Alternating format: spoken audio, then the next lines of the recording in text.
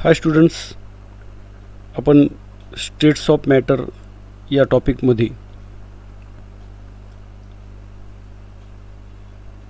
Intermolecular forces, thermal energy आणि त्यांच्यामधलं relation. Lower टेम्परेचरला intermolecular फोर्सेसची magnitude जास्त असते. टेम्परेचर इन्क्रीज झालं की मॉलिक्युलर मोशन वाढतात आणि इंटरमॉलिक्युलर फोर्सेस वीक होतात. सॉलिड स्टेटमध्ये इंटरमॉलिक्युलर फोर्सेस स्ट्रॉंग आहेत. त्याला हीट केलं, थर्मल एनर्जी दिली की ती वीक होऊन सॉलिड स्टेट लिक्विडमध्ये रूपांतरित होते. त्या लिक्विड स्टेटला आपण अजून एनर्जी दिली, थर्मल एनर्जी, हीट केलं तर ते इंटरमॉलिक्युलर फोर्सेस अजून वीक होऊन ते मॅटर गॅसियस स्टेटमध्ये जाते. म्हणजे आपल्याला स्टेट ऑफ मॅटरमध्ये solid state, liquid state, gaseous state याच्याबद्दल डिटेल स्टडी करायची आहे. तर त्याच्यातला सॉलिड स्टेट हा टॉपिक सेपरेट आपल्याला 12वीला आहे. 11वीमध्ये या स्टेट्स ऑफ मॅटरमध्ये आपल्याला गॅसियस स्टेट आणि लिक्विड स्टेटबद्दल इन्फॉर्मेशन मिळवायचं आहे.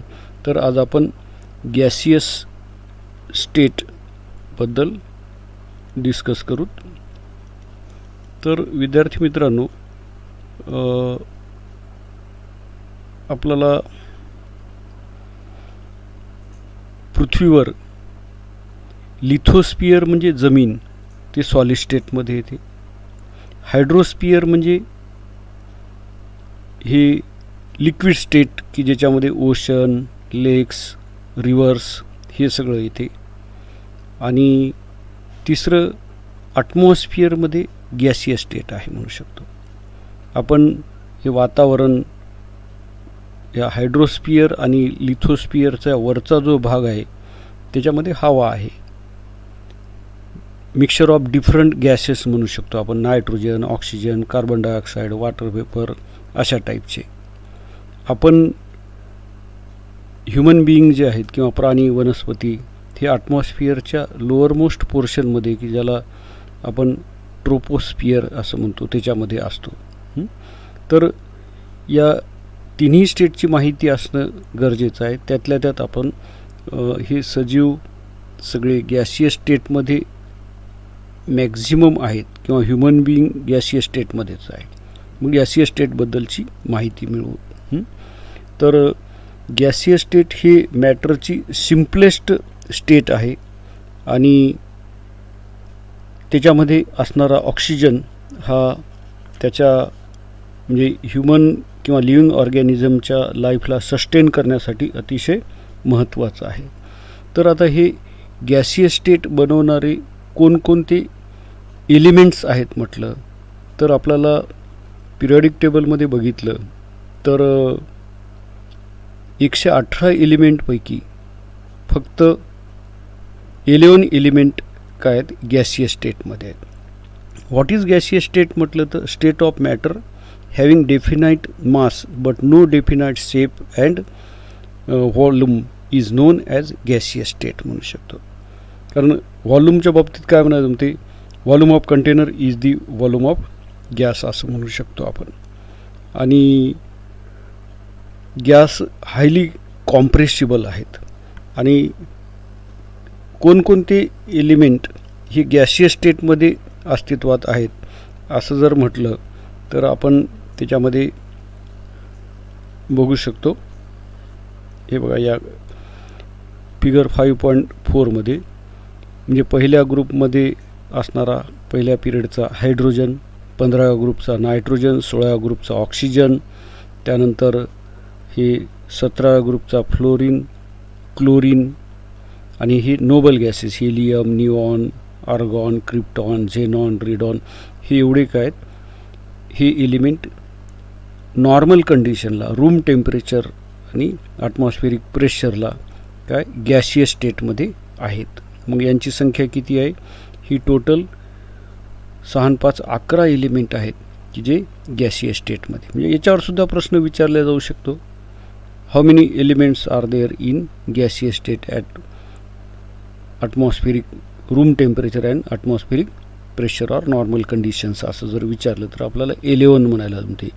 आणि असे प्रश्न, which of the following is gaseous element, असं म्हटलं तर या 11पैकीच त्याचा पर्याय होऊ शकतो.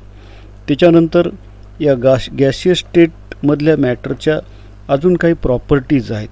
पहिली गोष्ट म्हणजे ते काय, ही हायली कॉम्प्रेसिबल आहेत. म्हणजे क्लोज कंटेनरमध्ये यांच्यावर जर प्रेशर अप्लाय केलं तर त्यांचं व्हॉल्यूम काय होते, कमी होते. म्हणजे हे असा गॅस एन्क्लोज्ड आहे एका सिलेंडरमध्ये आणि हे पिस्टन आहे. याच्यावरचं जर आपण प्रेशर असं वाढवलं तर हेच काय होते, हे व्हॉल्यूम काय होते, थोडंसं कमी होते. म्हणजे प्रेशर वाढवल्यानं व्हॉल्यूम कमी होते. या प्रॉपर्टीला आपण काय म्हणू शकतो, त्याची कॉम्प्रेसिबिलिटी म्हणू शकतो. म्हणजे व्हॉल्यूम जास्त आहे तेव्हा या गॅसियस मॉलिक्यूलमध्ये काय अंतर जास्त आहे. पण जेव्हा प्रेशर वाढवतो तेव्हा ते काय होतात, एकमेकांच्या असे जवळ येतात. त्यामुळं त्यांना कमी व्हॉल्यूम लागते. म्हणून प्रेशर वाढवलं की व्हॉल्यूम कमी होते. म्हणजे या प्रॉपर्टीला आपण काय म्हणायचं, त्यांची कॉम्प्रेसिबिलिटी. म्हणजे which of the following matter is most compressible म्हटलं तर गॅसियस स्टेटमधलं मॅटर हे मोस्ट कॉम्प्रेसिबल आहे असं आपण म्हणू शकतो. तर हे त्यानंतर दुसरी प्रॉपर्टी आहे, gases exert pressure equally in all direction. म्हणजे आता समजा या कंटेनरमध्ये गॅस आहे तर हे या साईडनं जास्त प्रेशर दाखवेल का या साईडनं जास्त प्रेशर एक्झर्ट करेल, या साईडनं एक्झर्ट करेल का या साईडनं. तर गॅसची प्रॉपर्टी काय आहे, ते ऑल डायरेक्शननं इक्वल प्रेशर एक्झर्ट करते. म्हणजे ग्रॅव्हिटेशनल फोर्समुळं ती या साईडला जास्त प्रेशर दाखवायला आणि इकडं कमी दाखवायला असं होत नाही. हे याच्या बाबतीत आपल्याला सांगायला जमते. Gases have much lower density than the solid and liquid. आता हे डेन्सिटी काय असते, मास पर व्हॉल्यूम असते. मग आता याच्यातलं व्हॉल्यूम म्हणजे गॅसच्या बाबतीत काय, ही इंटर मॉलिक्युलर डिस्टन्स जे आहे ते खूप जास्त आहे. त्यामुळं गॅसेस कॉम्प्रेस होतात. कशामुळं, मधात रिकामी जागा आहे म्हणून. म्हणजेच पर व्हॉल्यूम जर आपण मास काढलं गॅसियस स्टेटमधल्या मॅटरचं तर ते सॉलिड आणि लिक्विडपेक्षा खूप खूप कमी भरते. म्हणून आपल्याला काय म्हणायचं, ते गॅसियस स्टेटमधल्या मॅटरला खूप कमी डेन्सिटी आहे as compared with matter in solid in liquid state म्हणू शकतो. The volume and shape of gases are not fixed. आता आपण काय म्हणतो, सॉलिडला काय म्हटलं, the matter having definite mass, definite shape and definite volume, हे सॉलिड स्टेट झालं. लिक्विडमध्ये काय म्हटलं, definite mass and definite volume म्हटलं. म्हणजे त्याला डेफिनाईट शेप नाही, liquid takes the shape of container म्हणू शकतो. आणि गॅसियस स्टेटला आपण काय म्हटलं, it has fixed mass but no fixed volume and shape. व्हॉल्यूमच्या बाबतीत काय म्हणू शकते, it take the volume of container म्हणू शकतो. म्हणजे कंटेनरचं जेवढं व्हॉल्यूम आहे तेच व्हॉल्यूम कोणाचं असणार आहे, त्या गॅसियस स्टेटमधल्या मॅटरचं. आणि कॉम्प्रेसिबिलिटी कशी आहे म्हटलं तर, एका रूममधला गॅस आपण एका क्युबिक सेंटीमीटरमध्ये कॉम्प्रेस करू शकतो किंवा एका क्युबिक सेंटीमीटरमध्ये असणारा गॅस एका व्हॅक्यूम केलेल्या रूममध्ये आपण त्याची स्पेस ते ऑक्युपाय करू शकते असं आपण म्हणू शकतो. गॅस हे एकमेकांमध्ये सहज मिक्सअप होतात. म्हणजे आता आपण वाटरमध्ये शुगर टाकली तर ते मिक्स होण्यासाठी आपल्याला एफर्ट्स घ्यावं लागतात. एकतर त्याला स्टर करावं लागते किंवा त्याचं टेम्परेचर वाढवावं लागते. पण दोन गॅसेस एकमेकांमध्ये मिक्स करायचे असतील तर आपल्याला कोणत्याही प्रकारचे एफर्ट्स घ्यायची गरज नाही. होमोजिनियसली इझिली काय होतात, ते एकमेकांमध्ये मिक्स होतात. त्यानंतर आपल्याला या गॅसच्या बाबतीत वेगवेगळ्या मेजरेबल प्रॉपर्टीज आहेत. आपण गॅसचं मास मोजू शकतो. त्याचं युनिट SI युनिट कोणतं आहे म्हटलं तर किलोग्रॅम म्हणू शकतो. त्यानंतर गॅसचं व्हॉल्यूम मोजू शकतो. व्हॉल्यूमचं SI युनिट कोणतं आहे म्हटलं तर क्युबिक मीटर म्हणू शकतो. त्यानंतर त्याची डेन्सिटी मोजू शकतो. ही गॅसची डेन्सिटी काय असणार आहे, गॅसचं मास अपॉन व्हॉल्यूम. मग डेन्सिटीचं युनिट काय असेल म्हटलं तर हे मासचं युनिट आणि व्हॉल्यूमचं युनिट म्हणजेच किलोग्रॅम पर क्युबिक मीटर हे डेन्सिटीचं SI युनिट आहे. गॅसचं प्रेशरसुद्धा आपण मोजू शकतो. म्हणजे गॅसचं प्रेशर म्हणजे प्रेशर काय असते तर हे गॅस मॉलिक्यूल कंटिन्युअसली आणि रँडमली मूव्ह होत असतात आणि वॉल ऑफ कंटेनरवर ते बंबार्ड होत असतात. त्यामुळं ते वॉलवर काय प्रेशर क्रिएट करतात. म्हणून गॅसचं प्रेशर आपण मोजू शकतो. मग प्रेशर मोजण्यासाठी आपण unit pascal, kilo pascal, atmosphere, millimetre height of HG, centimetre height of HG हे 1 ॲटमॉस्फिअर म्हणजे सी लेवलला वातावरणीय जे दाब असतो त्याला 1 ॲटमॉस्फिअर म्हणतो आपण. त्यालाच आपण 101.3 किलो पास्कल म्हणू शकतो किंवा 1 × 10⁵ किलो 1 × 10⁵ पास्कल म्हणू शकतो. यालाच 76 सेंटीमीटर ऑफ HG हाईट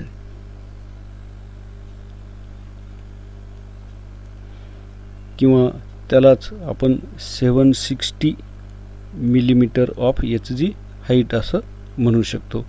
तर हे वेगवेगळे युनिट ते प्रेशर मोजणारे. मग आता ह्या सगळ्या प्रॉपर्टीज कोणाच्या गॅसेसच्या की ज्याला आपण मेजरेबल प्रॉपर्टीज ऑफ गॅसेस म्हणू शकतो. शास्त्रज्ञांनी गॅसेसबद्दल वेगवेगळे एक्सपेरिमेंट केले आणि त्यांना काही गोष्टी गॅसेसबद्दल कॅरेक्टरिस्टिक प्रॉपर्टीज माहीत झाल्या आणि मग त्यांनी त्या लॉच्या संदर्भात फॉर्म्युलेच्या संदर्भात त्यांना काय केलेलं आहे एक्सप्रेस केलेलं आहे. आणि त्या रिलेशनला म्हणजे गॅसच्या व्हॉल्यूमवर टेम्परेचरचा काय परिणाम होतो, प्रेशरचा काय परिणाम होतो, त्यानंतर नंबर ऑफ मोल्स वाढले तर गॅसचं व्हॉल्यूम कमी होते जास्त होते, असे वेगवेगळ्या प्रकारचे एक्सपेरिमेंट केले आणि त्या एक्सपेरिमेंटमधून त्यांना काही कन्क्लुजनला ते शास्त्रज्ञ आले आणि त्या कन्क्लुजनवरून काही त्यांनी नियम लिहिलेत.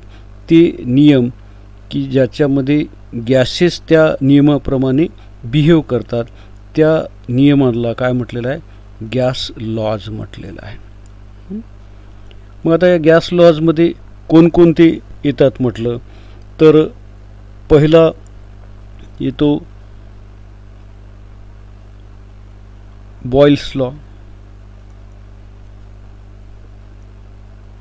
आता या बॉयल्स लॉनं कशातलं रिलेशन दिलं तर बॉयल्स लॉनं गॅसच्या व्हॉल्यूमवर प्रेशरचा काय परिणाम होते हे सांगितलं. आपण आत्ताच बघितलेल्या एक्झाम्पलमध्ये काय होऊ लागलं होतं गॅसचं आपण प्रेशर वाढवलं तर व्हॉल्यूम काय होऊ लागलं त्याचं कमी होऊ लागलं. म्हणजे प्रेशर आणि व्हॉल्यूम याच्यामध्ये रिलेशन कसं आहे म्हटलं तर इन्व्हर्सली प्रोपोर्शनल. पण केव्हा ॲट कॉन्स्टंट टेम्परेचर म्हणू शकतो. म्हणजे या दोन व्हेरिएबलमधलं रिलेशन जर आपल्याला अभ्यासायचं असेल तर हा तिसरा व्हेरिएबल आपल्याला काय करावं लागेल फिक्स ठेवावं लागेल. म्हणून गॅस लॉ या बॉयल्स लॉची स्टेटमेंट काय होणार आहे at constant temperature for fixed mass of a gas volume is inversely proportional to pressure acting on the gas म्हणू शकतो. म्हणजे एक वाढलं तर दुसरं कमी होते. आता या ठिकाणी समजा हे वरचं इक्वेशन या गॅस लॉचं रिलेशन सांगायला P is inversely proportional to V. आता यालाच आपण प्रोपोर्शनॅलिटी कॉन्स्टंट त्या ठिकाणी ठेवला K तर काय होईल हे अशा टाईपचं इक्वेशन होईल P is equal to K/V होईल.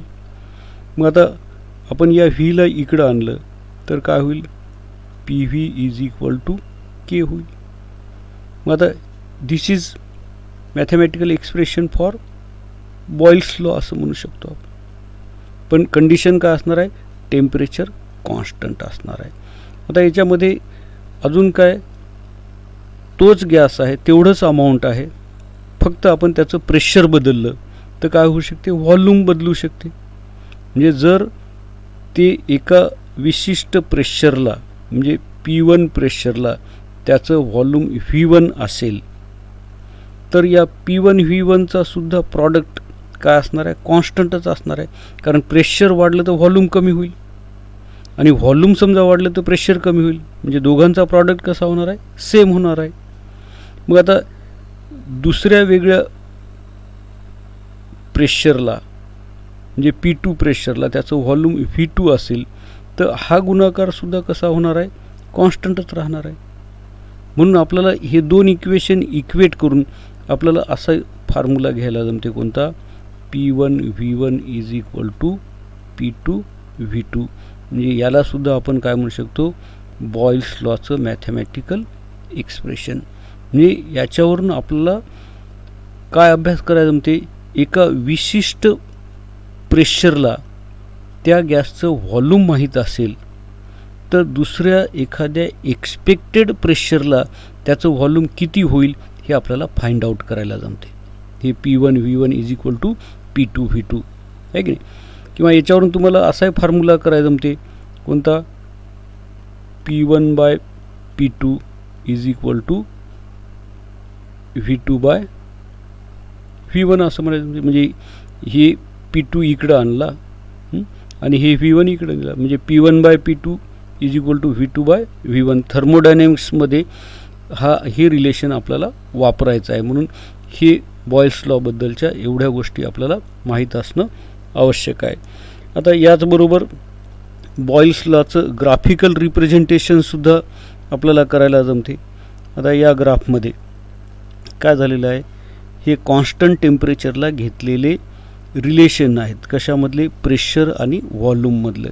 म्हणजे आता इथं कसं आहे, आता हे इकडं प्रेशर जास्त आहे त्यावेळेस व्हॉल्यूम कसं आहे, कमी आहे. पण जसं जसं हे व्हॉल्यूम म्हणजे असं हे व्हॉल्यूम वाढायला तसं हे प्रेशर काय व्हायलेलं आहे, कमी व्हायलेलं आहे. पण आता समजा आपल्याला याच्यामध्ये म्हणजे हा ग्राफ जशाला तसा आपल्याला नीटला दिलेला आहे समजा, आणि इथं काय लिहिलेलं आहे त्यांनी, ए, इथं बी, इथं सी असं लिहिलेलं आहे की नाही. तर त्यांनी काय म्हणतील, A B and C are the different temperature, the graph is the isotherm म्हणतील. म्हणजे प्रेशर व्हॉल्यूम मधलं रिलेशन दाखवणारा हा ग्राफ आहे, कॉन्स्टंट टेम्परेचरला घेतलेला आहे म्हणून तशाला आपण काय म्हणायचं, आयसोथर्म म्हणायचं आहे. मग या आयसोथर्ममध्ये ए बी सी मधलं रिलेशन काय आहे, तर म्हणजे पर्यायामध्ये कसे देतील ते, असं A is greater than B is greater than C, किंवा दुसऱ्यामध्ये याच्या उलट हे असं देतील, किंवा अजून A greater than C greater than B देतील, किंवा B greater than A greater than C देतील. मग आपल्याला एक लक्षात आलं पाहिजे, टेम्परेचर जर हायर असेल तर तो जो कर्व आहे तो हायर लेवलला असणार आहे, टेम्परेचर कमी असेल तर तो कर्व लोअर लेवलला. म्हणजे हायर टेम्परेचरला त्या प्रेशर आणि व्हॉल्यूमचा प्रोडक्ट जास्त असणार आहे. म्हणजे पी व्ही प्रोडक्ट कोणावर डिपेंड करायलेलं आहे, टेम्परेचर. ते टेम्परेचर कॉन्स्टंट आहे, पण हायर टेम्परेचर असेल तर त्या ग्राफची लेवल हायर असणार आहे. म्हणजेच याच्यातलं हे ॲन्सर त्याचं होऊ शकते असं आपण म्हणू शकतो. मग आता हे एक प्रेशर कमी होताना व्हॉल्यूम वाढते, पण हा ग्राफ असा एकदम सरळ आलेला नाही, म्हणजे स्ट्रेट लाईन आलेला नाही, म्हणजे जस्ट असं कंटिन्युअसली एक कमी व्हायला तर दुसरं वाढायला, आणि या ग्राफचं नेचर तसं झालेलं नाही.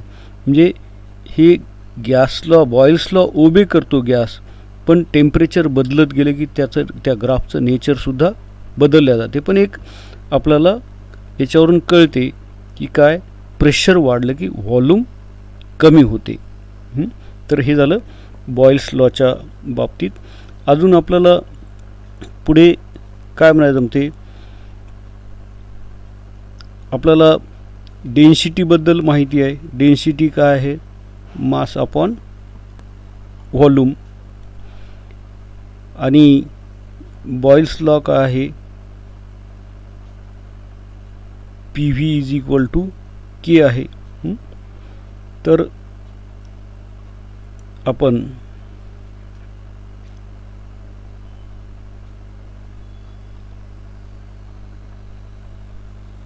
याच्यामध्ये या इक्वेशनवरून व्हॉल्यूमला आपण इकडे घेतलं तर काय होईल, मास अपॉन डेन्सिटी होऊ शकते. मग याच्यामध्ये आपण या व्हीच्या ऐवजी काय ठेवू शकतो, ही एम अपॉन डी ठेवू शकतो. मग आता या डीला इकडे नेलं आपण, म्हणजे P M is equal to K D होईल.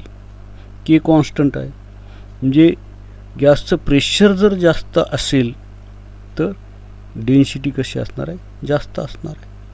म्हणजे प्रेशर आणि डेन्सिटीमध्ये काय रिलेशन आहे म्हटलं तर ते सुद्धा काय म्हणायचं ते directly proportional. As pressure increases density of the gas increases. कारण व्हॉल्यूम कमी झाल्यामुळं पर व्हॉल्यूम गॅसियस मॉलिक्यूलची संख्या इन्क्रीज होते, त्यामुळं मास इन्क्रीज होते, म्हणून डेन्सिटी काय होणार आहे, इन्क्रीज होणार आहे. म्हणजे pressure is directly proportional to density असंही म्हणायचं ते. आणि समजा आपण ग्राफ, तर हा ग्राफ जो आहे तो काय प्रेशर व्हर्सेस व्हॉल्यूम होता. पण आपण समजा प्रेशर व्हर्सेस 1/व्हॉल्यूम घेतला, तर त्या ग्राफचं नेचर कसं असेल म्हटलं तर straight line passing through origin अशा टाईपचं तो ग्राफ खाली दिलेला आहे. हा बघा, काय प्रेशर व्हर्सेस 1/व्ही म्हणजे रेसिप्रोकल ऑफ व्हॉल्यूम. मग इथं हे स्ट्रेट लाईन आलेली आहे आणि स्ट्रेट लाईन कुठं पास व्हायला, पासिंग थ्रू ओरिजिन. म्हणजे याच्यावर सुद्धा प्रश्न विचारले जाऊ शकते. म्हणजे nature of graph for a given mass of gas, pressure versus reciprocal of volume, हे कसं असेल म्हटलं तर आपण काय म्हणू शकतो, स्ट्रेट लाईन आहे आणि पासिंग थ्रू ओरिजिन आहे असं म्हणू शकतो. आणि टेम्परेचर जास्त असेल तर त्या स्ट्रेट लाईनचा स्लोप कसा आहे, जास्त आहे असं आपण म्हणू शकतो. म्हणजे आता याचा स्लोप जास्त आहे, याचा स्लोप कमी आहे, याचा अजून कमी आहे. हे T3 temperature greater than T2 आहे, T2 ग्रेटर दॅन T1 आहे. म्हणजे हायर टेम्परेचरला घेतलेला हा जो ग्राफ आहे त्याचा स्लोप कोणावर डिपेंड असणार आहे, म्हणजे temperature decide the slope of this type of graph असं आपल्याला म्हणायला जमते. त्यानंतर याच्यावरचा एक न्यूमरिकल बघूत. काय म्हटलेलं आहे याच्यामध्ये, बॉयल्स लॉवरचे न्यूमरिकलमध्ये एक NCERT मधला न्यूमरिकल आहे. काय म्हटलं, a balloon is filled with hydrogen at room temperature. Balloon म्हणजे फुगा, तो हायड्रोजन गॅसनं रूम टेम्परेचरला भरलेला आहे. It will burst if pressure exceeds 0.2. म्हणजे त्याचं प्रेशर जेव्हा 0.2 बार होते, म्हणजे बार जस्ट लाईक ॲटमॉस्फिअर आहे, त्यावेळेस ते काय होते, बस्ट होते.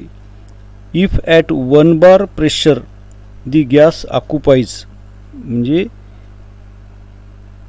एका प्रेशरला म्हणजे ती किती आहे 1 बार, त्यावेळेस त्याचं व्हॉल्यूम किती आहे 2.27 लिटर आहे. Up to what volume can the balloon be expanded. म्हणजे आता बघा या 1 बार प्रेशरला त्याचं व्हॉल्यूम एवढं आहे. आपण प्रेशर कमी केलं तर काय होणार आहे, व्हॉल्यूम वाढणार आहे. मग या 0.2 बारपेक्षा जास्त म्हणजे 2 बार प्रेशरला जे काही व्हॉल्यूम होईल त्या व्हॉल्यूमपेक्षा जर जास्त व्हॉल्यूम झालं तर तो बलून काय होणार आहे, बर्स्ट होणार आहे. मग आपल्याला अगोदर ते व्हॉल्यूम काढावं लागेल. मग ते व्हॉल्यूम काढायचं म्हणजेच काय, हे आपल्याला फॉर्म्युला माहीत आहे, P1 V1 is equal to P2 V2. मग याला आपण या प्रेशरला काय म्हणू, P2 म्हणू. आणि आपल्याला काढायचं काय म्हटलं तर V2 काढायचं आहे म्हणू शकतो. मग हे V2 काढायचं म्हटल्यानंतर V2 बरोबर फॉर्म्युला काय होईल, हे P1 V1 बाय P2 होते. मग आता हे P1 किती दिलेलं आहे, 1 आहे. V1 किती आहे, 2.27 आणि P2 किती आहे, 0.2 आहे की नाही. मग आता हे पूर्ण कॅल्क्युलेट केल्यानंतर आपल्याला याचं ॲन्सर येते 11.35 लिटर. म्हणजे आपण जर बलून 0.2 बार प्रेशरला बस्ट होते म्हटलं तर ते बस्ट होतानाचं त्याचं व्हॉल्यूम किती असणार आहे, 11.35 लिटर. म्हणजे याच्यापेक्षा थोडंसं कमी व्हॉल्यूम ठेवलं तर तो बस्ट होणार नाही, पण याच्यापेक्षा थोडं जरी याचं व्हॉल्यूम वाढलं तर तो बलून काय होणार आहे, बस्ट होणार आहे. म्हणजे आपल्याला या न्यूमेरिकलमध्ये V2 काढायला म्हणजेच व्हॉल्यूम ॲट 0.2 बार प्रेशरला काढायचं होतं, ते या पद्धतीने